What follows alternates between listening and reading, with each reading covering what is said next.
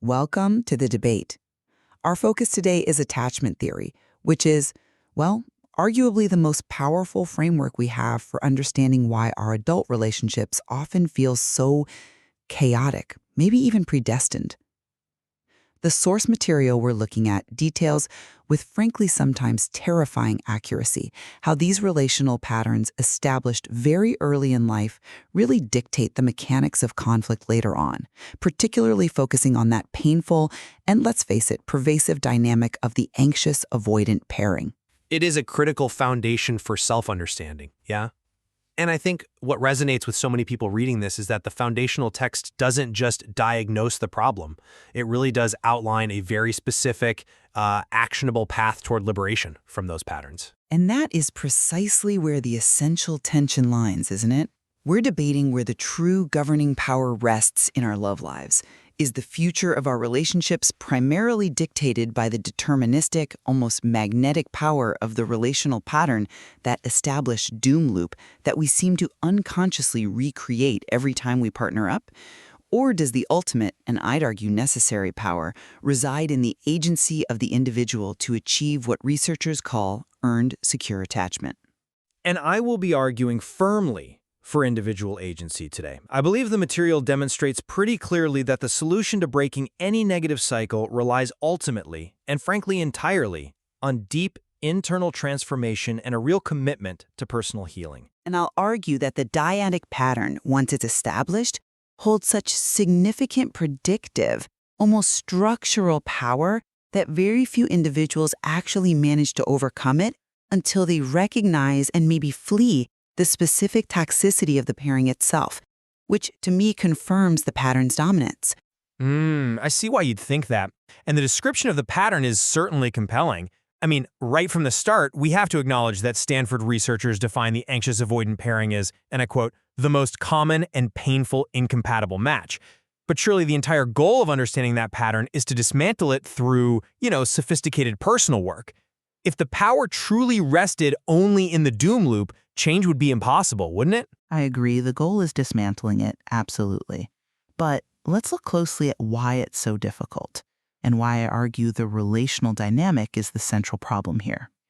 The mechanism of conflict, it seems, is dictated by the pairing itself. It's like a closed system that just creates its own destructive momentum.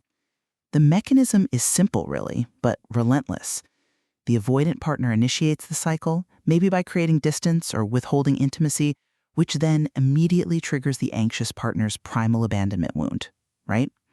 That feeling of panic then leads to what MIT researchers call protest behavior. The frantic actions, the excessive texting, the chasing, which quite predictably activates the avoidant's deep fear of engulfment and loss of self. This is the definition of the doom loop. The individual behavior isn't just originating within a vacuum. It exists almost purely as a reaction to the partner's pattern. Okay, that's a powerful articulation of the mechanism, I grant you that. But I would frame it quite differently. I believe the chemistry itself is driven by the individual unhealed wounds.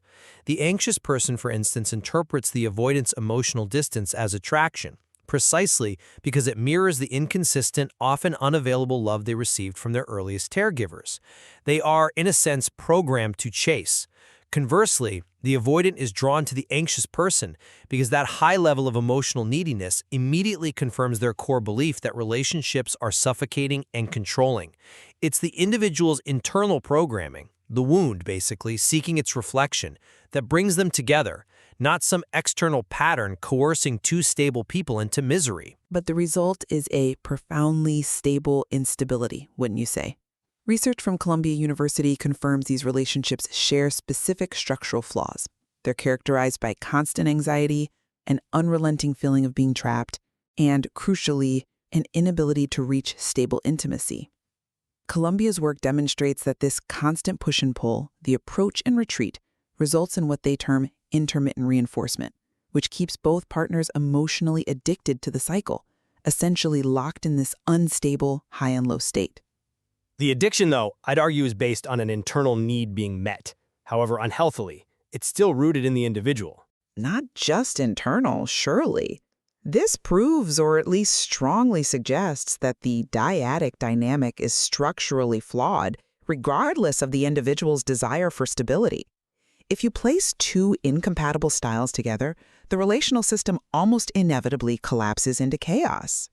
Often characterized, as Yale research notes, by those rapid breakup-makeup cycles. The magnetic quality of the pattern is what's so terrifying. It's that unconscious loop that snaps them back together even after a painful separation, which to me proves the power lies in the cycle repeating itself, not necessarily in the momentary resolve for individual change. See, I come at it from a fundamentally different angle, really rooted in the promise offered by the source material itself. While the pattern is described in, yes, vivid detail, the solution outlined relies entirely on the individual capacity for transformation, meaning the ultimate power must rest with the individual's ability to evolve. The material explicitly states that attachment styles can and do change. It cites compelling Princeton research showing that 20 to 30% of people shift their primary style over their lifetime. This capacity for change is what we have to emphasize, this concept of earned secure attachment. Okay, I have to interject there, though. That 20 to 30% statistic, while yes, inspiring for those who achieve it, it also means 70 to 80% do not fundamentally change their style. That suggests a powerful degree of, well, psychological determinism, or perhaps just a tremendous barrier to overcome. The pattern seems to hold the majority captive. But we have to focus on how that 20 to 30% achieves change. The success stories provided in the material, like that of Marcus and Lisa, they confirm my point entirely. Their relationship was, by all accounts, a total disaster until they broke up and individually sought therapy and did some serious self-reflection. Marcus, the anxious partner, had to learn self-soothing techniques and how to tolerate uncertainty instead of immediately, outsourcing his emotional regulation to Lisa. And Lisa, the avoidant partner, she had to practice small vulnerabilities and consciously choose to stay present instead of just running when things got difficult. But that required a separation to achieve it. The relationship itself was the impediment, wasn't it? Precisely. That's the point. The tragedy isn't just that the pattern existed, but that neither partner had healed their core attachment wound before entering that high-stakes relationship, and so they just recreated the dynamic. The process of healing is deeply personal, learning that intimacy doesn't mean losing oneself for the avoidant, and learning self-soothing and boundaries for the anxious. Healing the wound is the prerequisite for stable intimacy, really regardless of who you decide to date next. Okay, let's turn to the hard data regarding relational success then, because the statistics on long-term relationship viability seem to powerfully argue for the pattern's dominance. The research is great clear. Two secure people, they have a high success rate, hovering around 70%. Introduce just one insecure person into that mix, and that success rate drops dramatically, down to 40%. Two insecure people together, that plummets to maybe 15%. Now, this feels like strong evidence that the combination of styles heavily dictates the outcome, almost regardless of individual effort. It reinforces the idea that the dyad, the pairing, is paramount. You can be individually committed to growth, but if you select an incompatible partner, the data suggests the partnership is, well, statistically likely doomed. That is a very compelling argument for the power of the dyad, I'll give you that, but I'm not fully convinced by that line of reasoning, because I think it potentially misinterprets the mechanism of success in that 40% category. Those statistics, I think, should be viewed through the lens of individual stability being fostered by a supportive environment. Secure partners, we know, provide consistent responsiveness, which, according to the research itself, helps to literally rewire the nervous system of the insecure partner over time. Which means the relational environment is the catalyst, the foundational element, wouldn't you say? It's the enabler, certainly, but the success still hinges on the individual. That 40% success rate relies heavily on the insecure person actively using that consistent environment to work on it.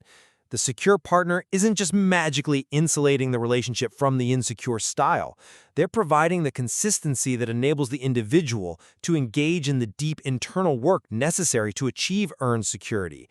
The successful outcome still depends on the individual deciding to stop that toxic reflex, to choose a different response. I appreciate the nuance you place on the necessity of individual work. I do. But let's go back to the source of the problem again. You argue the solution is individual healing, suggesting the relational pattern that doom loop is merely a symptom of the core wounds, right? Abandonment versus engulfment. So the focus should be on resolving the trauma history. defining characteristics of the insecure styles are rooted so deeply in the individual's history. Inconsistent caregivers for the anxious, unavailable ones for the avoidant. If we focus on resolving that underlying trauma history that makes intimacy either terrifying or unreliable, then the toxic pattern naturally starts to dissolve because the internal trigger itself is diffused. That's an interesting point, but I worry that framing potentially minimizes the immediate devastating impact of the relational reflex itself, that protest behavior described by MIT researchers. It's a reactive circular dynamic that, once it's established, really takes on a life of its own. It often transcends the original caregiver wound in its immediate effect. Let me explain. When Lisa pulls away, Marcus panics and chases harder. That specific action-reaction loop, that is the toxin in the relationship. If that specific action-reaction loop, that relational habit, isn't recognized and interrupted in the moment of engagement, the core wounds will just continue to be triggered endlessly. And the result is chaotic responses, the cycling, or eventually, maybe even the development of disorganized attachment dynamics. The action of pursuing when feeling panic is a relational reflex. It's not just an internal trauma response you can meditate away on your own. It has to be addressed relationally by breaking the habit of the dance. But the relational reflex is a derivative of the individual deficit. If Marcus had truly mastered self-soothing, if he could actually regulate that intense spike of abandonment panic for, say, 20 minutes, he wouldn't chase when Lisa pulled away. He'd be able to tolerate the uncertainty of the distance. The lack of self-soothing is an individual deficit that he must resolve.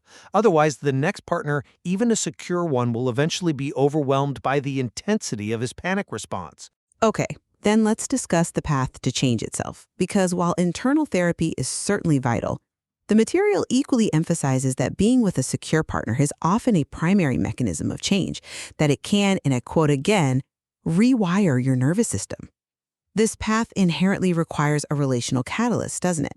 The core practical advice given for the anxious person is often choose consistent partners. And for the avoidant, it's to practice vulnerability with a safe partner. Both fundamental steps require another person and a conscious shift in the relational habit. The pattern might be broken, but perhaps it's broken through establishing a new healthy pattern with someone else. I'm sorry, but I just don't buy that the relational habit alone fixes the underlying issue. The material contains a crucial warning that I think directly undermines your position. The right person can't fix your attachment wounds. Therefore, relational change, while supportive, maybe even necessary, is fundamentally insufficient without that fundamental self-work. Let's go back to Marcus. He had to work on self-soothing, and Lisa had to work on tolerating closeness. These are internal, individual responsibilities. They derive from the principle that healing is your adult responsibility, even if the original style isn't your fault. If you haven't done that foundational work, you will simply drag your insecure pattern into the next relationship, even with a secure partner, and you'll eventually either erode their security or just continue the chase-withdraw dynamic until they, exhausted, become unavailable themselves. The distinction, perhaps, is in what provides the necessary leverage to initiate change. For many, recognizing the sheer, almost scary accuracy of the pattern, how structurally damaging the pairing is, that provides the necessary motivation to break that magnetic pull. It gives the clarity that the problem isn't just me or them, but the two of us together, locked in this specific destructive dynamic. And for others, the necessary leverage is recognizing that the power to change is fundamentally internal and that you are not doomed to repeat your childhood wounds indefinitely. That the necessary first step is the acceptance that you possess the agency to achieve earned security, regardless of your history. It's about internal hope. My position ultimately remains focused on the predictive and, frankly, destructive power of the pattern. The anxious-avoidant pairing, as described, seems structurally designed for pain and failure. Understanding this scary accuracy is critical, I think, for avoiding these cycles of misery. If you see the pattern, you have to break the pattern, and that often means recognizing the danger of the specific dyad you find yourself in.